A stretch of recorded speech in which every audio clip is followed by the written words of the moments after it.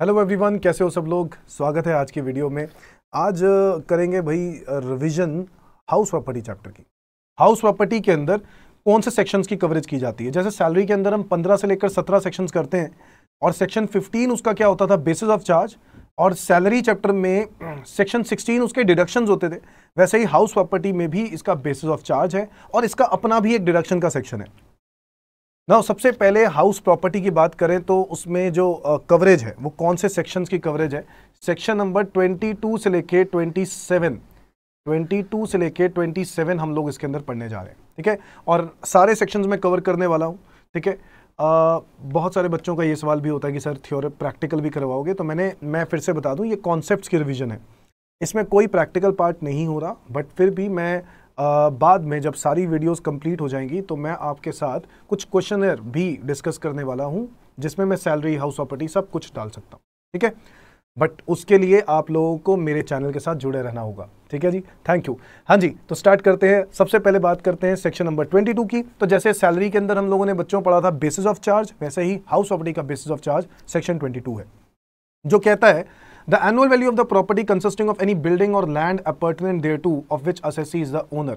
तो भाई आप प्रॉपर्टी के मालिक हो तभी आपकी income under that house property में टैक्सेबल होगी। और अगर आपने ध्यान से नोटिस किया हो तो इन्होंने बात करी annual value of the property, यानी साल की प्रॉपर्टी, साल की जो वैल्यू है, उस साल की जो वैल्यू है वो वाली प्रॉपर्टी की वैल्यू हमें लेनी है यहां पर और उस पर टैक्स निकालना। जब एनुअल वैल्यू की बात होती है तो मतलब वो रेंटल वैल्यू की बात करता है, ठीक है। प्रॉपर्टी की वैल्यू की बात कर रहा है तो इसका मतलब है प्रॉपर्टी की बेचने की वैल्यू की बात कर रहा है, ये एनुअल वैल्यू की बात कर रहा है, सालाना वैल्यू यानी रेंटल वैल्यू।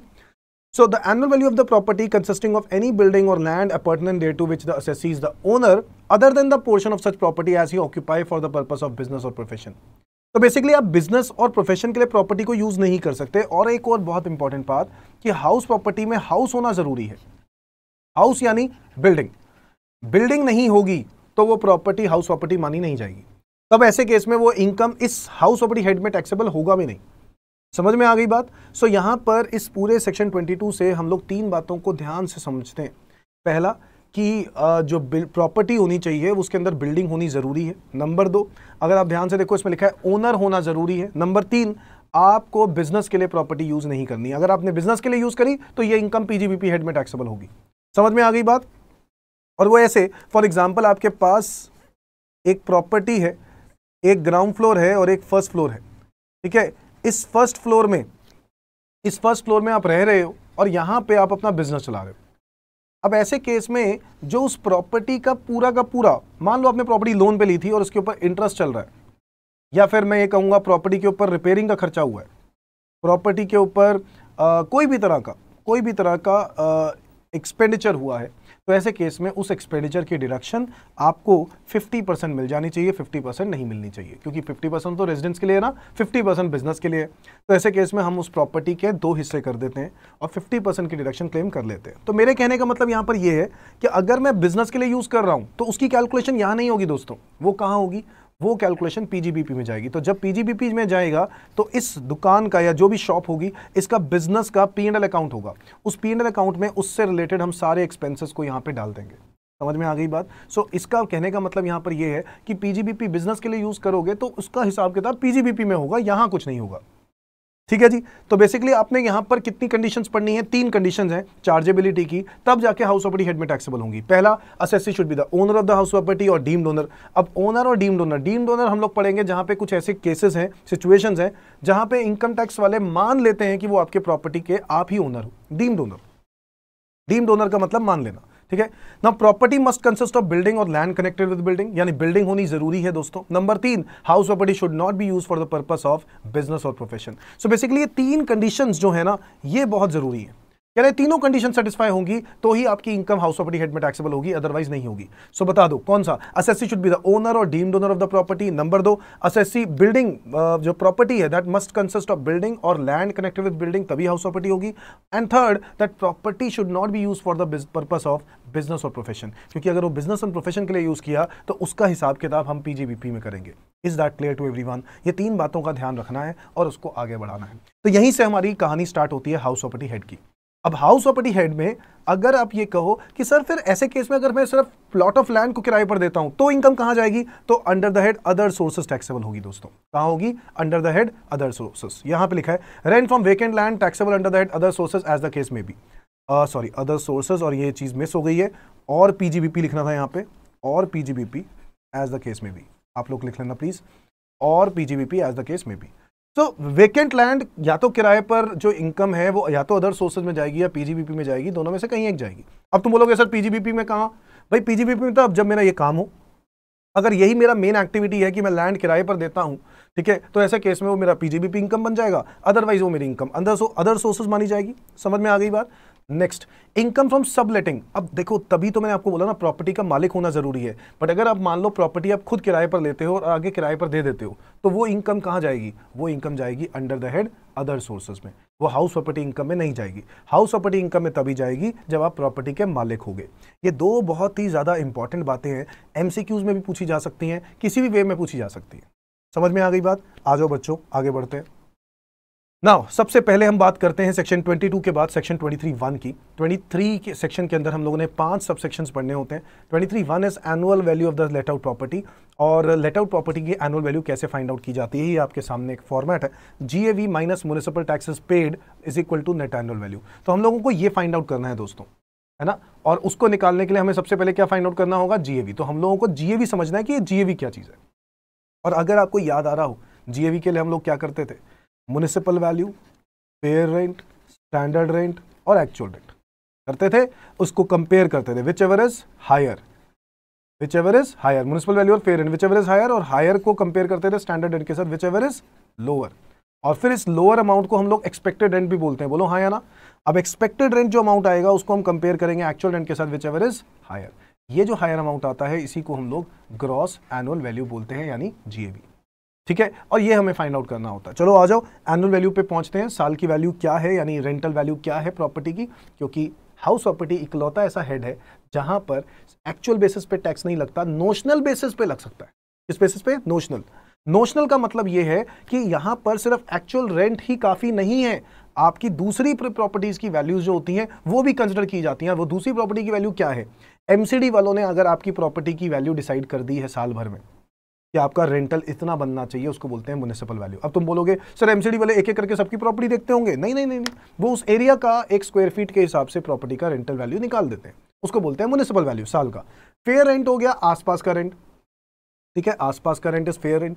ठीक है, स्टैंडर्ड रेंट हो गया जो एक्चुअल, स्टैंडर्ड रेंट का मतलब क्या है, स्टैंडर्ड रेंट में बच्चा बड़ा कंफ्यूज होता है। स्टैंडर्ड रेंट वो रेंट है जो मैक्स मिनिमम रेंट है, minimum rent which can be recovered at the time of dispute, at the time of dispute under rent control act, under rent control act। अब ये जो rent control act है ना, ये हर state का अलग अलग होता है, हर स्टेट का अलग अलग होता है। दिल्ली का रेंट कंट्रोल एक्ट अलग है, यूपी का अलग है, हरियाणा का अलग है, पंजाब का अलग है, महाराष्ट्र का अलग है।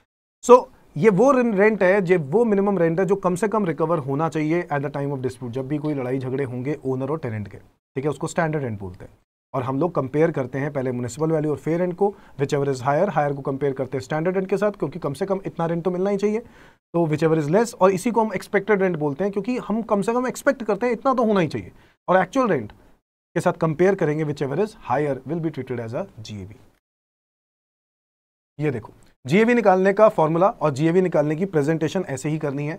Obviously it is not applicable for CS students, CS students के लिए ये फॉर्मेट एप्लीकेबल नहीं है, फॉर्मेट याद नहीं करना, बट हाँ CA एंड CMA स्टूडेंट्स आप फॉर्मेट जरूर देखो।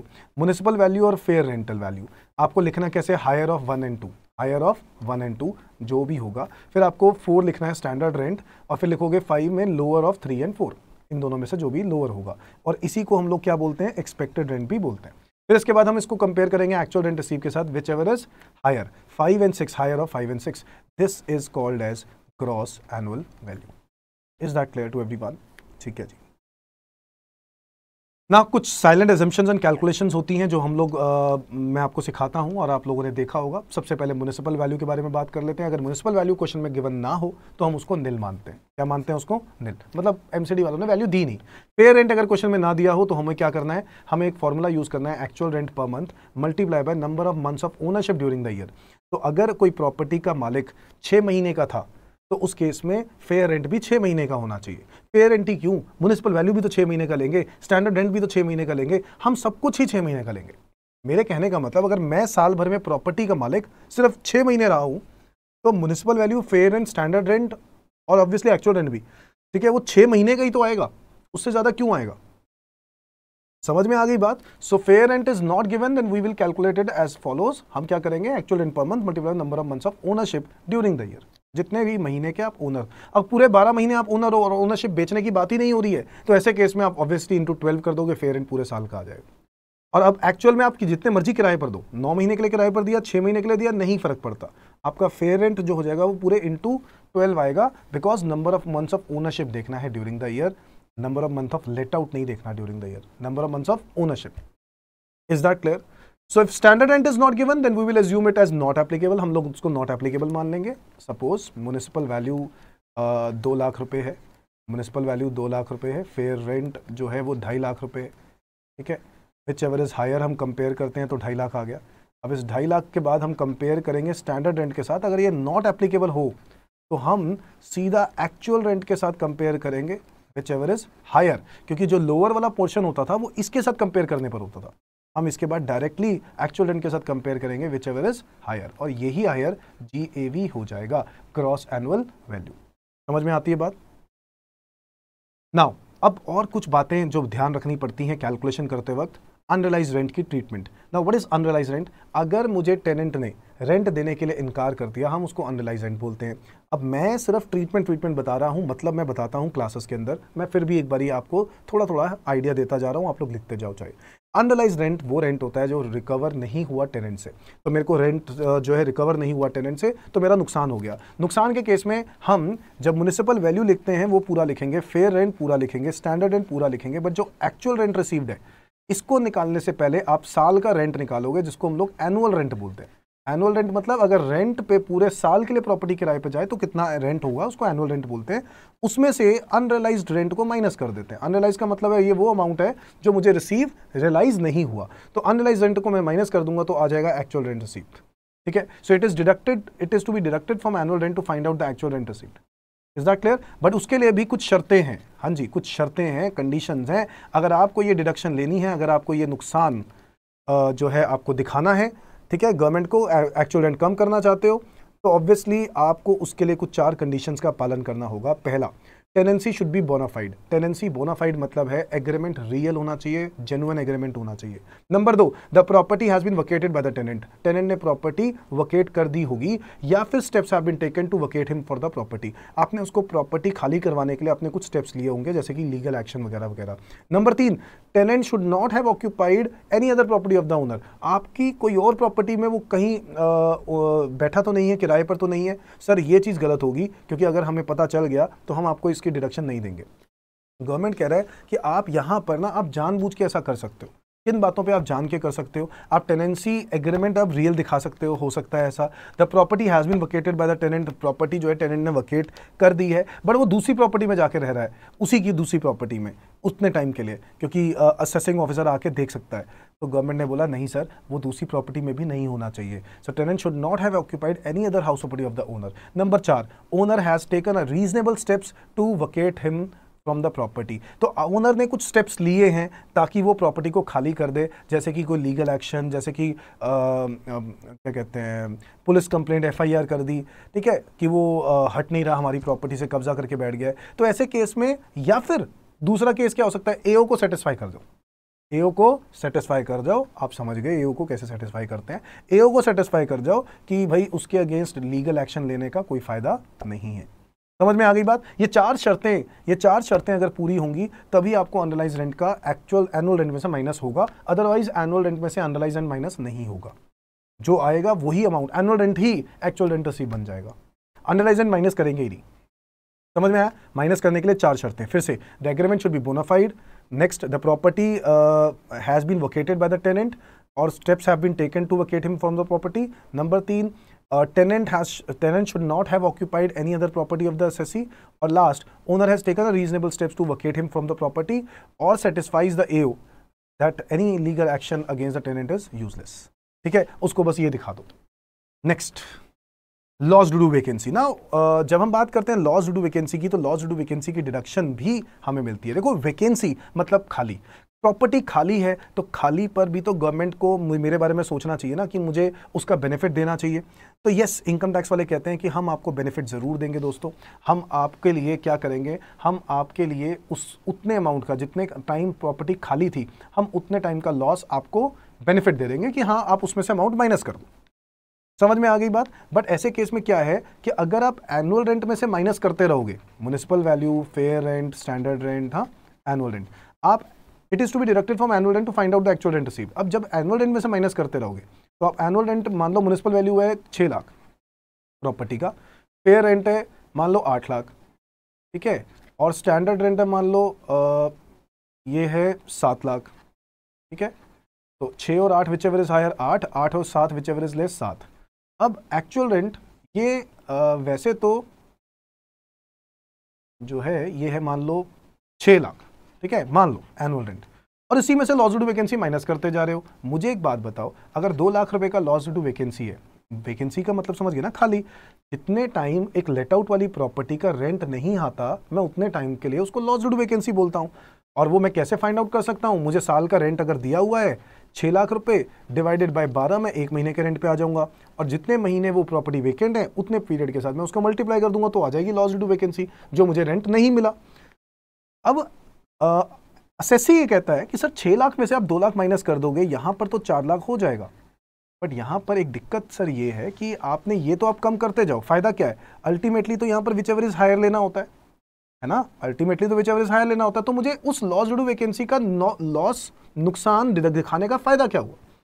ये बात असेसी ने सही बोली। तो इसीलिए कुछ रूल्स बनाए गए हैं। क्या बनाए गए हैं, कुछ रूल्स बनाए गए हैं, और ऐसे केस में गवर्नमेंट ने कहा कि इन रूल्स का ध्यान रखो कि एक्चुअल रेंट अगर एक्सपेक्टेड रेंट से कम है due to loss due to vacancy, then actual rent is treated as GAV. मतलब आपको पहले रीजन समझना है कि वो जो एक्चुअल रेंट कम आ रहा है वो लॉस ड्यू टू वैकेंसी की वजह से आ रहा है या किसी और रीजन की वजह से। वो आप कैसे निकालोगे, आपको चेक करना है। देखो, this is expected rent, this is expected rent 7 lakh.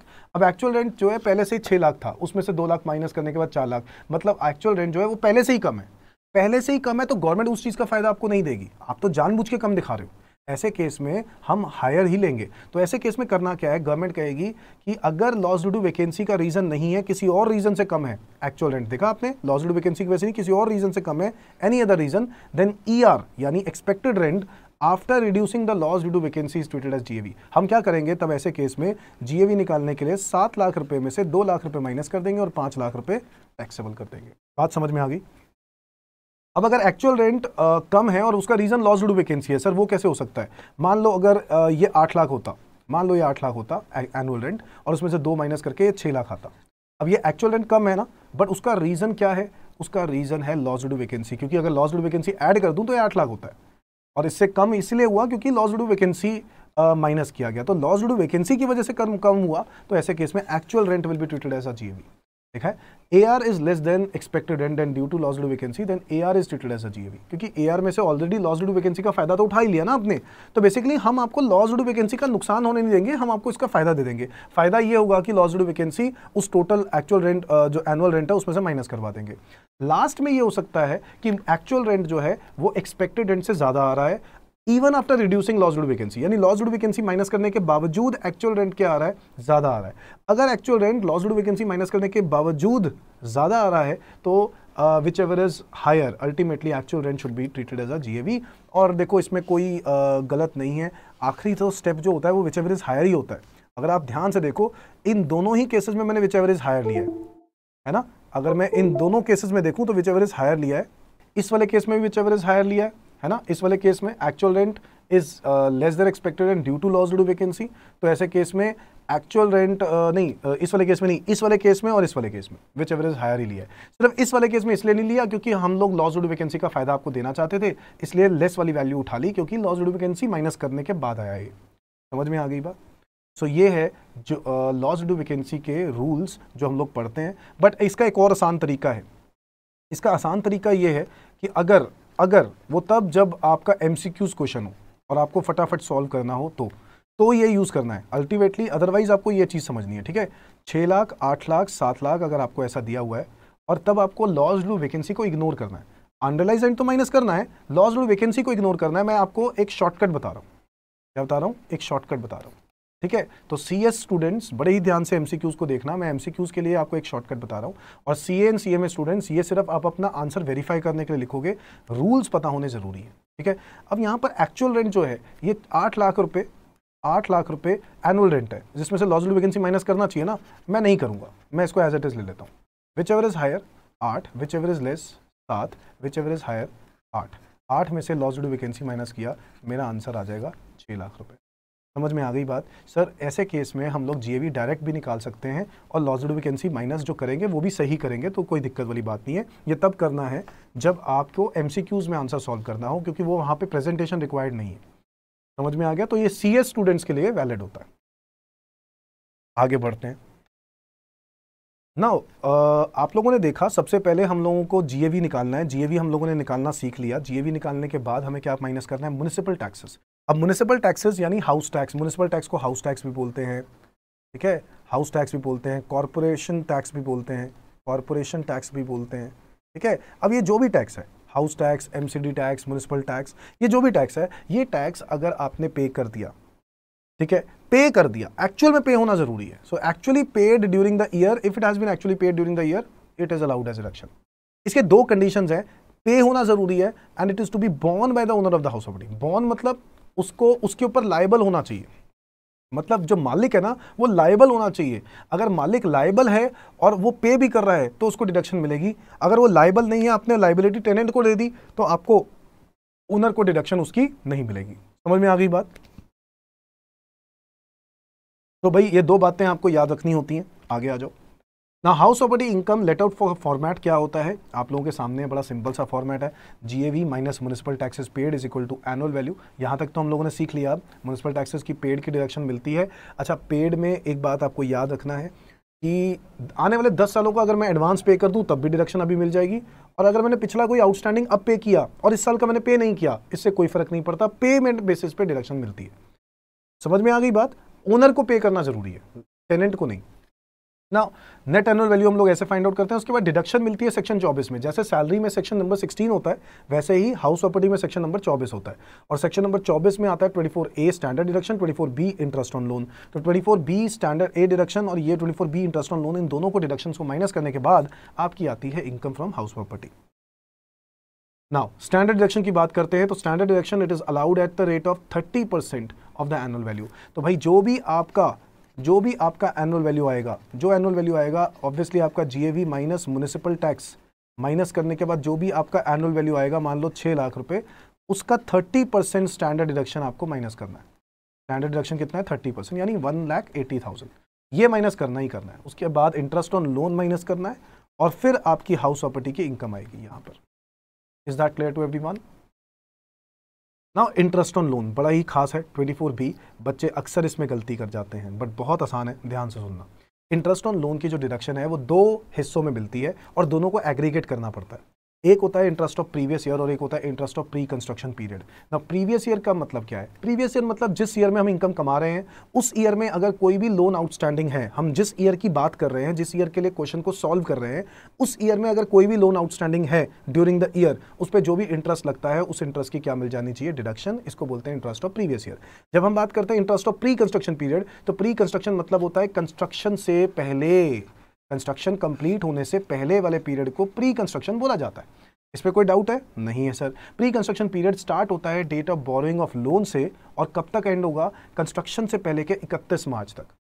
समझ में आ रही है बात? सो अगर फॉर एग्जांपल अगर मैं ये कह दूं, यहाँ पर एग्जांपल लिख देता हूँ कि मान लो अगर मेरा लोन 5 जुलाई 2015 को लिया गया है और कंस्ट्रक्शन कंप्लीट हो रही है, कंस्ट्रक्शन जो कंप्लीट हो रही है वो 7 अगस्त 2018 को हो रही है, तो what will be the pre construction period?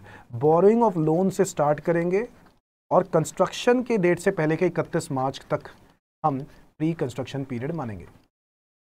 इस पीरियड की जो भी इंटरेस्ट की डिडक्शन मिलेगी उसको 5 इक्वल इंस्टॉलमेंट्स में मिलती है। कितने इंस्टॉलमेंट्स में? 5 इक्वल इंस्टॉलमेंट्स में।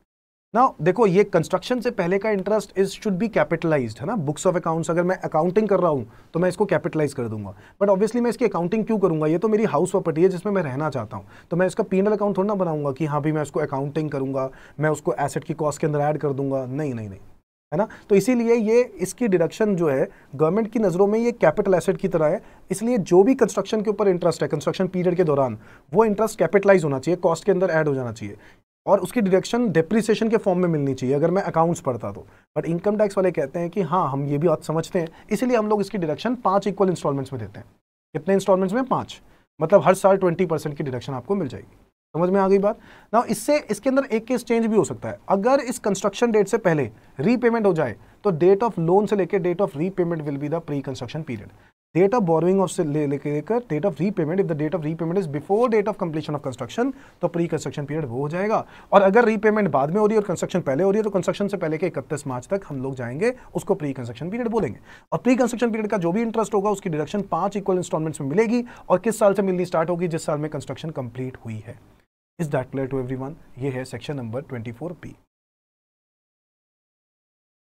और 24B में आपको इंटरेस्ट ऑफ प्रीवियस ईयर और प्री कंस्ट्रक्शन पीरियड दोनों के इंटरेस्ट को टोटल करके ही डिडक्शन क्लेम करनी है।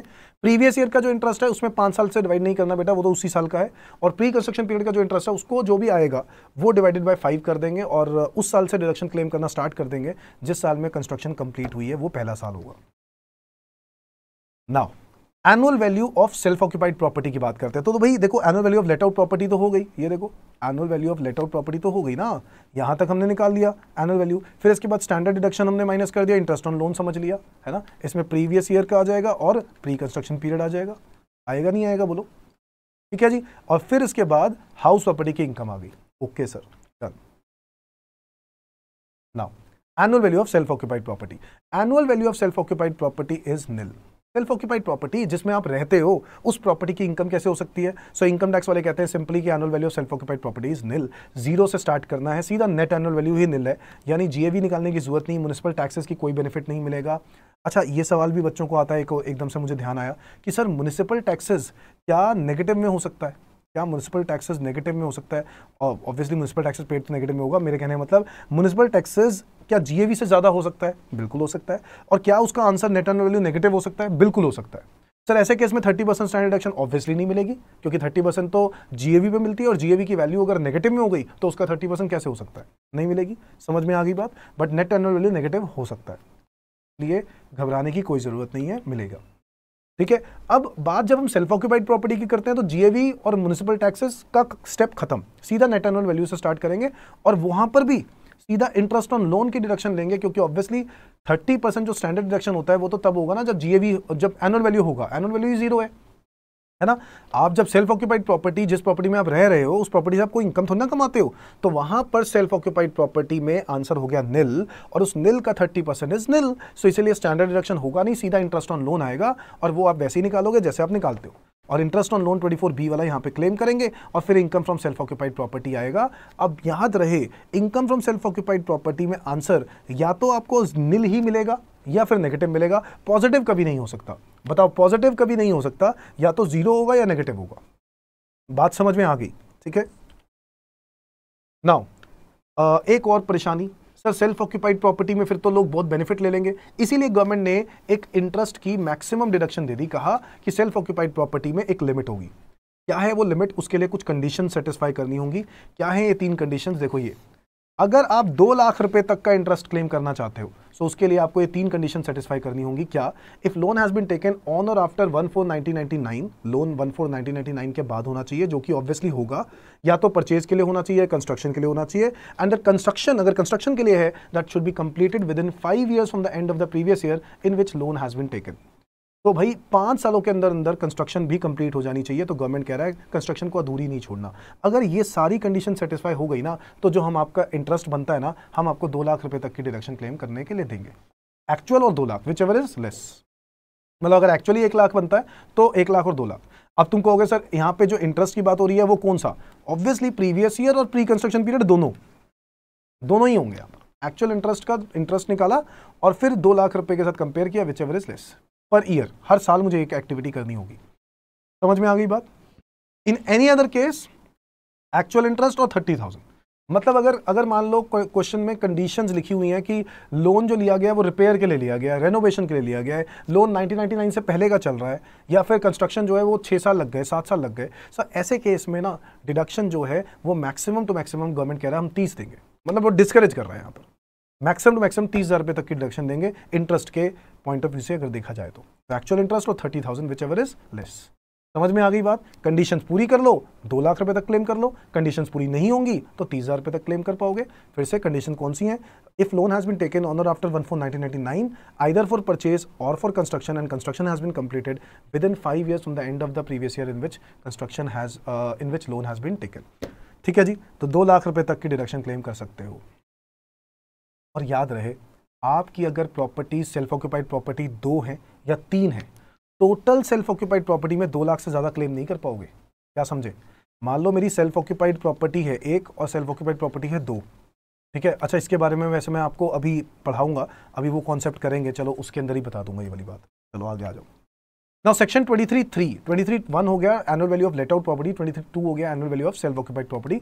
23(3) क्या कहता है? क्या 23(3) कहता है if self occupied property has been let out for part of the year, मतलब आप प्रॉपर्टी में रह रहे थे और आपने पार्ट ऑफ द ईयर के लिए प्रॉपर्टी किराए पर दे दी। Part of the year can be any part, month, days, कुछ भी। तो अगर पार्ट ऑफ द ईयर के लिए प्रॉपर्टी किराए पर दे दी तो पूरे साल के लिए वो प्रॉपर्टी लेट आउट प्रॉपर्टी मानी जाएगी। फंस जाओगे। तो पूरे साल के लिए लेट आउट प्रॉपर्टी मानी जाएगी। इसका मतलब है म्युनिसिपल वैल्यू लोगे पूरा साल का, फेयर रेंट लोगे पूरा साल का, स्टैंडर्ड रेंट लोगे पूरा साल का, बट एक्चुअल रेंट में ऑब्वियसली आप वहां पे उतना ही रेंट लोगे जो एक्चुअल में रिसीव हुआ। तो अगर सेल्फ ऑक्यूपाइड प्रॉपर्टी पूरे साल के लिए किराए पर, पूरे साल में सेल्फ ऑक्यूपाइड प्रॉपर्टी 1 दिन के लिए भी किराए पे दे दी, महीने के लिए किराए पे दे दी, तो पूरे साल के लिए किराए वाली प्रॉपर्टी मानी जाएगी। ये 23(3) कहता है। क्योंकि गवर्नमेंट की नजरों में आप ऐसा आप जान के कर रहे हो, आप रेंट दिखाना नहीं चाहते, आप टैक्स बचाने के लिए काम कर रहे हो। तो गवर्नमेंट कह रहा है municipal value, fair and standard rent हम पूरे साल का लेंगे और बाकी जो एक्चुअल रेंट है तुम्हारा वो वैसे ही रहने तो कोई दिक्कत नहीं। और आपको तो पता ही है municipal value, fair and whichever is higher को कंपेयर करेंगे स्टैंडर्ड रेंट के साथ, विच एवर इज लेस, और फिर जो एक्सपेक्टेड रेंट होगा वही आपका आंसर होगा क्योंकि एक्चुअल रेंट तो उससे कम ही होगा। ऐसे केस में मेरी बात समझ में आ रही है?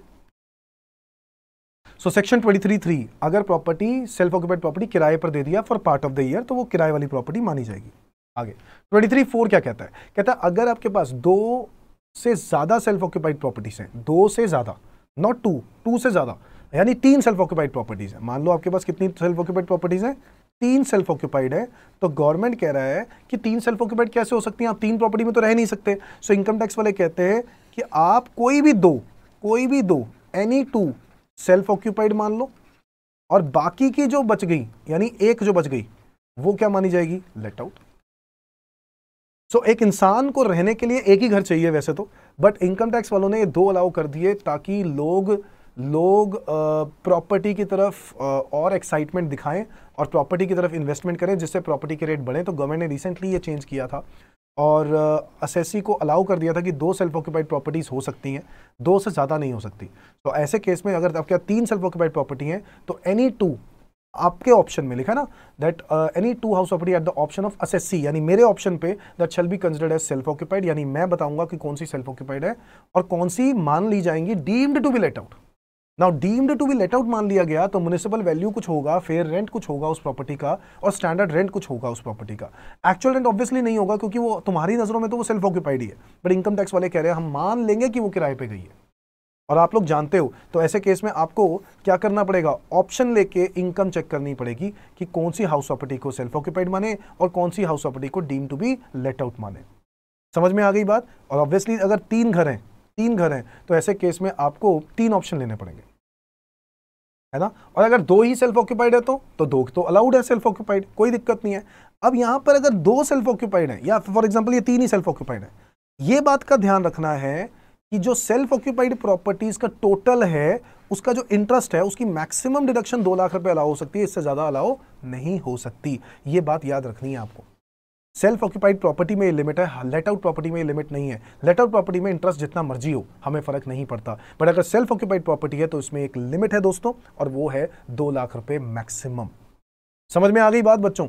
चलो section 23(5) property held as stock in trade. अगर आपने प्रॉपर्टी को होल्ड करके रखा है as a stock in trade, तो इनकम टैक्स वाले कहते हैं कि सर फिर हम आपके ऊपर 23(4) नहीं लगाएंगे, एनुअल वैल्यू आपकी निल मानी जाएगी। सर ये देखो, ये तो अच्छी बात है, अगर मेरे पास 20 प्रॉपर्टी है और मैं ये बोल दूं गवर्नमेंट को कि मेरा तो स्टॉक इन ट्रेड है, मैं काम करता हूं इस चीज़ का, बिक नहीं रही प्रॉपर्टी, तो 20 प्रॉपर्टी, इनकम टैक्स वाले क्या बोलेंगे, कहेंगे भाई साहब ऐसा है, हम 2 साल तक वेट कर लेंगे आपकी, अगर 2 साल तक बिका ठीक है, नहीं बिका ना तो तीसरे साल, अगले साल मतलब 3rd ईयर के बाद, जो 2 इयर्स के बाद जो ईयर होगा, हम आपका वो property deem to be let out मान लेंगे। समझ में आ रही है बात? So if the house property has been held as stock in trade, अगर आपने property as a stock in trade रखी हुई है, यानी आपने प्रॉपर्टी बेचने के लिए रखी हुई है, and the whole or any part of the property may not be let out during the whole or part of the previous year. ये आप समझते हो वो क्यों कह रहा है, क्योंकि ऑब्वियसली जरा सा भी पार्ट ऑफ द ईयर के लिए प्रॉपर्टी किराए पर दे दी गई तो पूरे साल के लिए वो लेट आउट प्रॉपर्टी मानी जाएगी, और हम वो केस नहीं पढ़ रहे। हम केस क्या पढ़ रहे हैं कि अगर कोई प्रॉपर्टी है, मेरे पास 20 प्रॉपर्टी और मैंने 20 की 20 प्रॉपर्टी किराए पर नहीं दी अभी तक, तो वो लेट आउट प्रॉपर्टी नहीं मानी जाएगी। आगे लिख रहा है, ऐसे केस में the annual value of such property is considered as nil. The annual value of such property is considered as nil. कितने सालों के लिए? Up to 2 years from the end of the financial year in which certificate of completion of construction is obtained from the competent authority.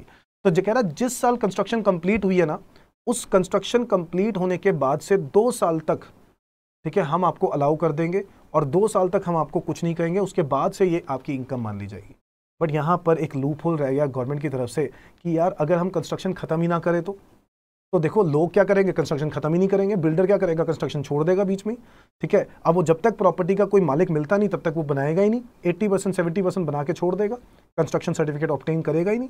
तो ऐसे case में परेशानी हो सकती है, इनकम टैक्स वालों का फायदा उठाया जा सकता है।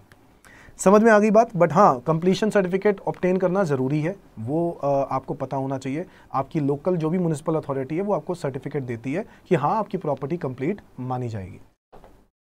सो 23(1) हम लोगों ने पढ़ा था annual value of let out property, 23(2) हो गया annual value of self occupied property, 23(3) हो गया अगर सेल्फ ऑक्यूपाइड प्रॉपर्टी को किराए पर दे दिया for a part of the year तो वो पूरे साल के लिए किराए वाली प्रॉपर्टी मानी जाएगी। 23(4) more than 2 self occupied property, 23(5) self occupied property held as stock in trade, self occupied नहीं, property held as stock in trade. तो अगर आपको as a stock in trade hold करके रखी है तो कंस्ट्रक्शन खत्म होने के बाद के जो प्रीवियस ईयर है, जो जिस साल में कंस्ट्रक्शन खत्म हुई है उस साल के एंड से 2 साल तक हम आपको अलाउ कर देंगे, आपकी एनुअल वैल्यू निल मानेंगे, बट उसके बाद से वो इनकम टैक्सेबल हो जाएगी, 23(4) लग जाएगा उसके ऊपर। समझ में आ गई बात? 23(4) क्या कहता है? अगर 20 प्रॉपर्टी मैंने स्टॉक इन ट्रेड रखी हुई है और मान लो वाकई में रखी हुई है तो 2 प्रॉपर्टी सेल्फ ऑक्यूपाइड और 18 property deem to be let out मानी जाएंगी ऐसे केस में। समझ में आ गई बात? बट वो तब जब 2 साल तक, अगर 2 साल तक कंस्ट्रक्शन कंप्लीट होने के 2 साल तक प्रॉपर्टी ऐसी की ऐसी पड़ी हुई है और प्रॉपर्टी आप बेच नहीं पाए तो। सेक्शन नंबर 24A 24B तो हमने पहले ही कर लिया था, अब हम पढ़ते हैं 25 की तरफ। 25 क्या बोलता है? Inadmissible expenses. ये सिंपल एक पॉइंट कहता है जब भी आप किसी इंटरेस्ट को पे करते हो, इंटरेस्ट ऑन लोन ही है for example, which is payable outside India, अगर आउटसाइड इंडिया किसी को इंटरेस्ट पे करते हो तो उस पर TDS जरूर काटना भाई साहब। TDS काटोगे नहीं तो हम आपको डिडक्शन नहीं देंगे, ठीक है। तो अगर आपको डिडक्शन चाहिए ना वो इंटरेस्ट ऑन लोन की, जी हाँ चाहिए, और आपने लोन बाहर से लिया था तो उसको जब भी आप इंटरेस्ट पे करोगे तो TDS काट के देना, ठीक है। या तो TDS आपने काट लिया हो, ठीक है, और काट के जमा भी करवाना है गवर्नमेंट को, ठीक है। दूसरी बात ये भी है कि इन दोनों रीजंस के अलावा आपको ये बात पे ध्यान देना है, in respect of which there is no person who may be treated as agent, मतलब उस नॉन रेजिडेंट का कोई एजेंट नहीं होना चाहिए इंडिया के अंदर, क्योंकि अगर उसका एजेंट है तो वो TDS जमा करवा देगा, वो टैक्स जमा करवा देगा, फिर तो आपकी टेंशन ही खत्म है। तो इनएडमिसिबल एक्सपेंसेस तब होंगे जब आप जो इंटरेस्ट नॉन रेजिडेंट को पे कर रहे हो वो TDS के बिना पे कर रहे हो, तो हम आपको अमाउंट जो इंटरेस्ट ऑन लोन की डिडक्शन 24B में नहीं देंगे, ठीक है। अच्छा, दूसरी कंडीशन ये भी है कि आपकी उस प्रॉपर्टी का कोई, उस नॉन रेजिडेंट का कोई एजेंट नहीं होना चाहिए इंडिया में, क्योंकि अगर एजेंट है तो ये परेशानी नहीं आएगी, मतलब तब अगर TDS नहीं भी काटा तो कोई दिक्कत नहीं, एजेंट नहीं होना चाहिए। क्योंकि याद है आप लोगों को, नॉन रेजिडेंट का जो एजेंट होता है वो डीम्ड एसएससी होता है, डीम्ड एसएससी मान लिया जाता है। Is that clear? 25A recovery of unrealised rent and arrears of rent receive. तो भाई अगर मान लो कोई पुराना बैड डेट, मेरा पुराना जो अनरियलाइज्ड रेंट जो मुझे नहीं मिला था, आज वो उसकी रिकवरी हो जाती है, या मान लो मेरे रेंट को कर दिया लैंडलॉर्ड ने रिवाइज, टेनेंट रिवाइज, टेनेंट कहता है मैं आपकी पिछली डेट से, क्योंकि आप बहुत टाइम से बैठे हो, 1/4/11 से मैंने आपका रेंट चेंज नहीं किया, आज हो चुकी है 1/4/20, तो मैं क्या कर रहा हूँ, आपको 1/4/18 से आपको जो रेंट 10,000 रुपये महीना देता था ना, इस 10,000 रुपये महीने की जगह पर मैं आपको रेंट अब से 12,000 रुपये देना स्टार्ट कर दूंगा। यानी आपको 18-19 का, 19-20 का क्या मिलेगा, एरियर्स मिलेंगे। क्या मिलेंगे, एरियर्स मिलेंगे। किस साल में मिल रहे हैं, ऑब्वियसली 1/4/20 के बाद से, यानी 20-21 में जो आपको एरियर्स मिल रहे हैं पिछले 2 सालों के, वो एरियर्स जब मिलेंगे वो टैक्सेबल हो जाएंगे और उसमें से आपको 30% की क्या मिल जाएगी, स्टैंडर्ड डिडक्शन। ठीक है, ठीक उसी तरीके से रिकवरी ऑफ अनरियलाइज्ड रेंट भी जब मिलेगा तब आपको टैक्सेबल हो जाएगा और उसमें से 30% की क्या मिल जाएगी, स्टैंडर्ड डिडक्शन। इसमें एक और खास बात यह है कि आप प्रॉपर्टी के उस वक्त मालिक हो या नहीं हो, इससे फर्क नहीं पड़ता। जब आपको एरियर्स मिले और जब आपको रिकवरी ऑफ अनरियलाइज्ड रेंट हो, आपको फर्क ही नहीं पड़ता, आपकी वो इनकम हाउस प्रॉपर्टी हेड में ही टैक्सेबल होगी। समझ में आ गई बात, वो इनकम आपकी हाउस प्रॉपर्टी हेड में ही टैक्सेबल होगी। Is that clear? नाउ इस 26 सेक्शन करने से पहले मुझे एक पॉइंट याद आया जो मैं यहां पर लिखना भूल गया हूं और आप लोग नोट करो, which is composite rent. Composite rent ना, कॉम्पोजिट रेंट होता है जहां पे रेंट जो है वो बिल्डिंग और फैसिलिटीज का दोनों के साथ हो, बिल्डिंग प्लस फैसिलिटीज का रेंट, उन दोनों का रेंट जब आपको मिलता है तो उसको हम कॉम्पोजिट रेंट बोलते हैं। ऐसे केस में सिंपली क्या करना है आपको, अगर सेग्रीगेशन पॉसिबल है, अगर डिवीजन पॉसिबल है, अगर इसकी डिवीजन हो सकती है कि बिल्डिंग अलग हो गया और फैसिलिटीज अलग हो गए, ठीक है, अगर डिवीजन पॉसिबल है, बिल्डिंग अलग हो गया और फैसिलिटीज अलग हो गए, तो बिल्डिंग वाला जो किराया है, बिल्डिंग वाला जो किराया है वो जाएगा हाउस प्रॉपर्टी हेड में और फैसिलिटीज वाला किराया जो है वो जाएगा अदर सोर्सेज में। मैं फिर से बोल देता हूं, यहां पे मुझे जगह नहीं मिल रही, मेरे को थोड़ा सा और कोई जगह बना के एक्सप्लेन करना पड़ेगा, 1 मिनट।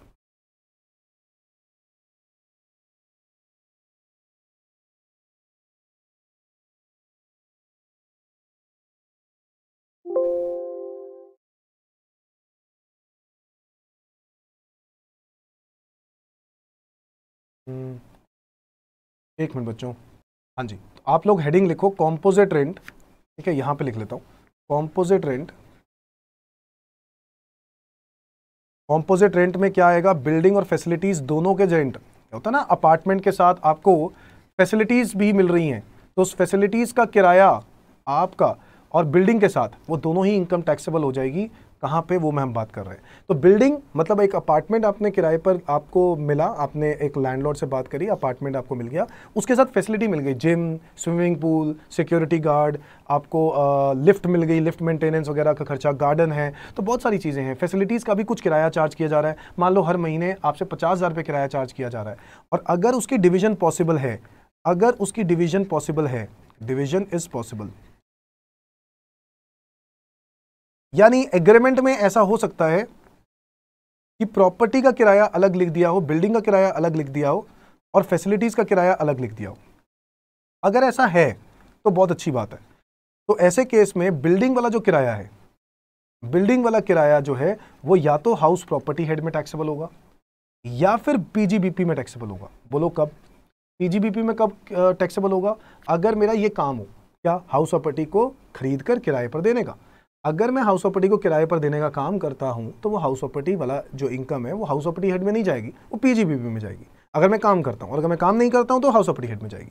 फैसिलिटीज के केस में ये इनकम या तो अदर सोर्सेज में जाएगी या फिर ऑब्वियसली अगेन पीजीबीपी में जाएगी। जब भी मैं पीजीबीपी बोल दूं, याद करो, लिख लेना यहाँ पर रेगुलर एक्टिविटी, जब आपकी मेन एक्टिविटी है, वो काम है आपका। अदर सोर्सेज में ऑब्वियसली वो आपकी मेन एक्टिविटी नहीं है। यहाँ पर अगर आपकी वो मेन एक्टिविटी है हाउस प्रॉपर्टी को किराए पर देना, तो वो पीजीबीपी है, अदरवाइज वो हाउस प्रॉपर्टी है। समझ में आ गया? अगर डिवीजन पॉसिबल नहीं है, division is not possible, division is not possible, ऐसे केस में क्या होगा? ऐसे केस में ये इनकम या तो पीजीबीपी में चली जाएगी या अदर सोर्सेज में चली जाएगी। और आप लोग समझते ही हैं what is the reason. House property में नहीं जा सकती। क्यों नहीं जा सकती? क्योंकि फैसिलिटीज का रेंट है ना उसके अंदर। आपका रेंट जो है वो सिर्फ बिल्डिंग का होना चाहिए, ठीक है। अब बिल्डिंग के अलावा अगर फैसिलिटीज भी हैं तो ऐसे केस में हम आपकी इनकम वो अदर सोर्सेज में डालेंगे, ठीक है। तो कॉम्पोजिट रेंट को हम अदर सोर्सेज में डालेंगे अगर कॉम्पोजिट रेंट रिसीव हो रहा है, और उसके अगर वो यही मेन काम है तो पीजीबीपी में जाएगा। अब अदर सोर्सेज में एक और फायदा आपको यहाँ पे ये है कि जितना भी आपका ये खर्चा है अदर सोर्सेज में, जो भी आपको फैसिलिटीज के लिए, मतलब मान लो आपको रेंट मिल रहा है कॉम्पोजिट रेंट, क्वेश्चन में लिखा है कॉम्पोजिट रेंट मिल रहा है, ठीक है, 50,000 रुपये महीना, साल का कितना हो गया 6 लाख। और उस 6 लाख रुपए में से मान लेते हैं कि फैसिलिटीज का किराया 1,20 है, इसमें फैसिलिटीज का किराया 1,20 है, ठीक है। अब इस 1,20 का फैसिलिटीज का किराया हो गया, 480 का बिल्डिंग का किराया हो गया। आपका फैसिलिटीज को किराए पर देने से पहले आपका खर्चा भी तो होता होगा भाई, लैंडलॉर्ड का फैसिलिटीज पे खर्चा भी तो होता होगा। और मान लेते हैं एक्सपेंसेस जो फैसिलिटीज पे हैं वो करीब 1,25 है, मतलब जो लैंडलॉर्ड है वो खुद 1,25,000 रुपये खर्च करता है 1,20,000 का किराया कमाने के लिए, तो 1,25,000 रुपये उसमें से माइनस हो जाएंगे और आपका आंसर नेगेटिव में चले जाएगा। तो अदर सोर्सेज आंसर नेगेटिव में हो सकता है। समझ में आ गई बात? सो ऐसे केस में आपको ये काम करना है, समझ, खर्चे माइनस करने के बाद इनकम टैक्सेबल होगी अंडर दैट अदर सोर्सेस, खर्चे माइनस करने के बाद। Is that clear to everyone? Composite trend का ये पॉइंट नोट कर लेना। आगे आ जाओ। तो हम लोग पढ़ रहे थे रिकवरी ऑफ अनरियलाइज्ड रेंट और क्या पढ़ रहे थे, एरियर्स। तो एरियर्स और रिकवरी ऑफ अनरियलाइज्ड रेंट में सिर्फ एक बात यहां पर एक बात नोट और करवानी है मैंने कि इन दोनों ही केसेस में आप प्रॉपर्टी के चाहे मालिक हो या नहीं हो, जब आपको मिल रही है तो आप प्रॉपर्टी के हो सकता है मालिक नहीं हो, बट फिर भी ये पैसा आपको टैक्सेबल होगा, जिसमें से 30% की आपको क्या मिल जाएगी, स्टैंडर्ड डिडक्शन। समझ में आ गई बात? तो ये वो बातें हो गई एरियर्स और रिकवरी वाली। आगे बढ़ते हैं। सेक्शन 26 को ओनर्स। को ओनर्स का मतलब है आप प्रॉपर्टी के 2 या 2 से ज्यादा मालिक हैं, और अगर 2 या 2 से ज्यादा मालिक हैं तो ऐसे केस में हम 2 पोर्शन में इनकम को कैसे कंप्यूट करते हैं। इनकम बिल्कुल नॉर्मल तरीके से निकालनी है। सेल्फ ऑक्यूपाइड पोर्शन में आप दोनों ओनर्स को, मान लो एक है रामू और एक है शामू, ठीक है, रामू और शामू। ये जो रामू और शामू है इनकी प्रॉपर्टी जो सेल्फ ऑक्यूपाइड पोर्शन वाली है, तो आप लोगों को दोनों के लिए पहले से ही अलग कैलकुलेट करना है। और पहले से अलग क्या कैलकुलेट करना है, सेल्फ ऑक्यूपाइड प्रॉपर्टी में एनुअल वैल्यू तो नीली होती है, माइनस क्या करना होता है, इंटरेस्ट ऑन लोन। तो जो भी इंटरेस्ट ऑन लोन उस प्रॉपर्टी पे आ रहा होगा उसका आधा अमाउंट यहाँ जाएगा, आधा अमाउंट यहाँ जाएगा, और आपका अमाउंट आ जाएगा और यहाँ पे अमाउंट आ जाएगा। अच्छी बात यहाँ पे ये होगी कि सेल्फ ऑक्यूपाइड प्रॉपर्टी में आप लोग वो जो 2 लाख रुपए का जो मैक्सिमम लिमिट है वो इंडिविजुअली बेनिफिट ले पाओगे। तो एक ही प्रॉपर्टी के 2 मालिक होने की वजह से सेल्फ ऑक्यूपाइड प्रॉपर्टी का आपको फायदा ये होगा कि 2 और 2 टोटल 4 लाख रुपए तक का बेनिफिट ले पाओगे साल भर में। समझ में आ गई बात? सो सेल्फ ऑक्यूपाइड पोर्शन को आपको अलग अलग कैलकुलेट करना है और दोनों की इनकम डायरेक्टली निकाल लेनी है सेल्फ ऑक्यूपाइड पोर्शन में। बट अगर लेट आउट पोर्शन है तो आप पहले उसको 1 मान के चलो। लेट आउट पोर्शन के लिए क्या करो, आप उसको 1 मान के चलो और पूरे फॉर्मेट को सॉल्व कर दो। GAV minus municipal tax. अब ये समझो ही नहीं ना कि कुछ हुआ है, कि वहां पे 2 या 2 से ज्यादा मालिक हैं ना। GAV minus municipal tax, annual value minus standard deduction, उसके बाद माइनस किया इंटरेस्ट ऑन लोन, और इंटरेस्ट ऑन लोन माइनस करने के बाद आपकी आ गई हाउस प्रॉपर्टी इनकम। अब इस हाउस प्रॉपर्टी इनकम को आप दोनों में बांट दो रेशियो ऑफ ओनरशिप के बेसिस पर। अगर दोनों इक्वल ओनर हैं तो रामू को और शामू को इक्वली इसको डिस्ट्रीब्यूट कर देंगे। Any doubt? समझ में आ गई बात? और अगर ओनरशिप का रेशियो अलग है तो उस रेशियो में बांट देंगे। समझ में आ गया? तो लेट आउट प्रॉपर्टी में इस तरीके से करना है, 1 मान के करना है और बाद में उसको हिस्सों में बांट देंगे। और रामू और शामू, जब हम लोग सेल्फ ऑक्यूपाइड प्रॉपर्टी की बात करें तो सेल्फ ऑक्यूपाइड प्रॉपर्टी में शुरू से अलग अलग करना है। और शुरू से क्या, उसमें तो सीधा अंत ही होता है, सीधा इंटरेस्ट ऑन लोन की ही डायरेक्शन मिलनी होती है। समझ में आ गई बात? इसके साथ साथ एक बात और मुझे एकदम से ध्यान आती है, और वो है कि अगर आपकी हाउस प्रॉपर्टी आउटसाइड इंडिया है, house property situated outside India, sir तब क्या होगा? वैसे फर्क कुछ भी नहीं पड़ेगा। हाउस प्रॉपर्टी आउटसाइड इंडिया हो तो आपकी इनकम बिल्कुल ऐसे ही निकलेगी जैसे इसमें निकलती है, नॉर्मल तरीके से। जीएवी वैसे निकालेंगे। आपको डॉलर में दिए हैं तो डॉलर की करेंसी का कन्वर्जन रेट दिया होगा, पाउंड में दिए हैं तो पाउंड की इंडियन रुपीज़ में कन्वर्जन रेट दिया होगा। आप उसको इंडियन रुपीज़ में कन्वर्ट करके जीएवी निकाल लोगे। उसका municipal value, fair and standard and वैसे ही लेना जैसे होता है, ठीक है। अगर है तो लेंगे, नहीं है तो कोई बात नहीं, जो 4 वैल्यूज़ हैं हम कंपेयर करेंगे। और फिर उसके बाद हम लोग माइनस करेंगे म्युनिसिपल टैक्सेस जो वहाँ पर उसने पे किए हैं उस प्रॉपर्टी के लिए। जो भी लोकल टैक्सेस उसने वहाँ पे किए हैं उसकी डिडक्शन मिल जाएगी। और फिर आ जाएगा एनुअल वैल्यू। एनुअल वैल्यू के बाद 30% स्टैंडर्ड डिडक्शन भी मिल जाएगी, और इंटरेस्ट ऑन लोन की भी डिडक्शन वैसे ही मिल जाएगी जैसे होती है। समझ में आ गया? सो हाउस प्रॉपर्टी अगर बाहर की है तो कोई फर्क नहीं पड़ता, आंसर बिल्कुल वैसे ही निकालना है जैसे हाउस प्रॉपर्टी इन इंडिया है। बट एक बात याद रहे, अगर आपकी प्रॉपर्टी बाहर की है आपको इनकम टैक्सेबल तब होगी जब आप इंडिया के आरओआर हो। कुछ याद आ रहा है? रेजिडेंशियल स्टेटस चैप्टर में आरओआर जो होता है वो हर तरह की इनकम पे टैक्स कहाँ देता है? इंडिया में, कहीं से भी कमा रहा हो तो हाउस प्रॉपर्टी बाहर की है फिर भी टैक्स वो यहाँ पर देगा। और एनओआर और नॉन रेजिडेंट को ये इनकम तब टैक्सेबल होगी जो बाहर की हाउस प्रॉपर्टी है, वो रेंटल इनकम, वो एनओआर और नॉन रेजिडेंट को इनकम ये वाली टैक्सेबल तब होगी जब इनकम रिसीव इंडिया में होगी, या उसका कंट्रोल और मैनेजमेंट कहाँ, या तो इनकम रिसीव इंडिया में होगी या उसको, या एक्रूराइज इंडिया में होगी। एक्रूराइज इंडिया में हो नहीं रही, इंडिया में रिसीव हो सकती है। अगर वो बंदा टेनेंट जो है वो डायरेक्टली इंडिया में पैसा देता है तो ही ये ROR, NOR और नॉन रेजिडेंट को टैक्सेबल होगा। ROR को तो होगा ही। तो अगर क्वेश्चन ROR का होगा तो आप नॉर्मली कैलकुलेट कर लेना, ठीक है। बट अगर क्वेश्चन NOR का या नॉन रेजिडेंट का हो तो ये बात देखनी जरूरी है कि क्या उसको इनकम रिसीव इंडिया में हुई है या नहीं हुई। समझ में आ गई बात? आगे बढ़ते हैं। ना last section, section number 27, which is about deemed ownership. Deemed ownership मतलब जहां पे प्रॉपर्टी के मालिक मान लिए जाते हैं। सो कुछ केसेस हैं, 6 केसेस हैं जहां पे प्रॉपर्टी के मालिक मान लिए जाते हैं। पहला, transfer to spouse without adequate consideration, जहां पर आपने अपनी प्रॉपर्टी स्पाउस के नाम पे कर दी बिना कोई कंसिडरेशन लिए। तो कंसिडरेशन बिना लिए तो मतलब गिफ्ट कर दिया। ऐसे केस में इनकम टैक्स वाले कहते हैं ये हम मान लेंगे कि आप ही प्रॉपर्टी के मालिक हो। यानी कौन मालिक है? ट्रांसफरर। तो ट्रांसफरर डीम्ड ओनर माना जाएगा। जो भी उस प्रॉपर्टी का किराया होगा वो इनकम ट्रांसफरर को टैक्सेबल होगी, ठीक है। Accept in the case of divorce case, अगर डाइवोर्स हो गया तो ऐसे केस एप्लीकेबल नहीं होगा, क्योंकि डाइवोर्स केस में वो ट्रांसफरी की ही इनकम मानी जाएगी। नंबर दो, transfer to minor child without adequate consideration. अगर मैंने अपनी प्रॉपर्टी अपने बच्चे के नाम पे कर दी जो माइनर है, और ऐसे केस में प्रॉपर्टी का जो इनकम होगी वो वापस ट्रांसफरर के नाम पे ही टैक्सेबल होगी, ठीक है। यहाँ पर एक एक्सेप्शन केस यही है कि माइनर मैरिड डॉटर, कि अगर प्रॉपर्टी माइनर मैरिड डॉटर को दी है तो यहाँ पर जो इनकम है वो वापस उसके नाम पे टैक्सेबल नहीं होगी, ट्रांसफरर के नाम पे। यानी वो जो ट्रांसफरर है वो डीम्ड ओनर माना नहीं जाएगा, यानी ट्रांसफरी ही डीम्ड ओनर माना जाएगा।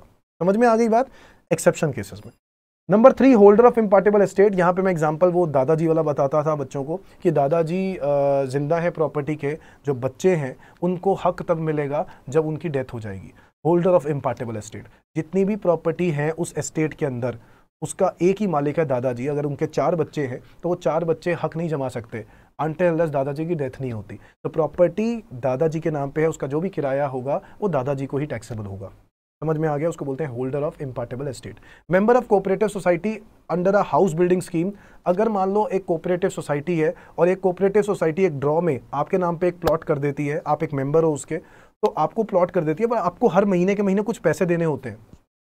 हालांकि लीगल ओनर कोऑपरेटिव सोसाइटी है, बट फिर भी डीम्ड ओनर किसको बना दिया इनकम टैक्स वालों ने? मेंबर को, क्योंकि पोजीशन आपको दे दी ना, आपको प्लॉट दे दिया, आपको बिल्डिंग दे दी, अब वहां पर जो है आप अपना शिफ्ट हो सकते हो, रह सकते हो। समझ में आ गई बात?